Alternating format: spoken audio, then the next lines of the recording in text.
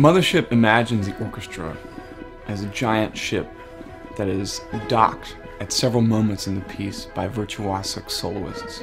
So when the piece begins, we are going at warp speed, and then at key moments in the piece, the whole rhythm and the harmonies change and kind of decelerate, where we let in these virtuosic soloists from the orchestra. They join up with the orchestra and play their solo, and then they part ways and the Mothership speeds up again.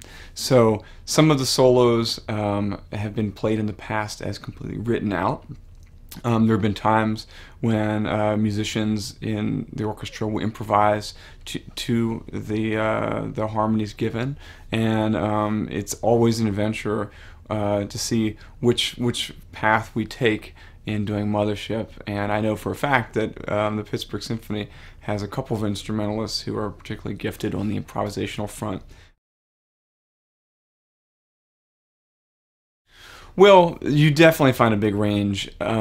It's true, most classical musicians are the most comfortable when they're playing notes in front of them. I mean, of course, they're interpreting those notes and bringing their musical experiences to the recreative experience. But it is something very exciting to have some improvisation. I mean, works by, say, John Corigliano, who was Composer of the Year here a few years back, will often have moments when the musicians are supposed to improvise within a certain framework. And that's kind of like what happens in Mothership. If it's possible for somebody to step into that role, then we absolutely have a window of time when they can dock up, play their improv, and of course it has to match with the harmonies and fit in with the rhythm and all that, and it's quite virtuosic on that level. Several pieces of mine will have an electronic component, and I really think of this not as a soloistic element of the piece, but really as a kind of new section. I think of it as a kind of extension of the percussion section.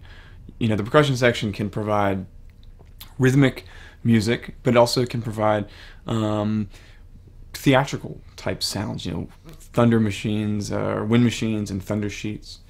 And in a piece like Mothership, for example, we do hear kind of the pops and clicks and rhythmic sounds of electronica.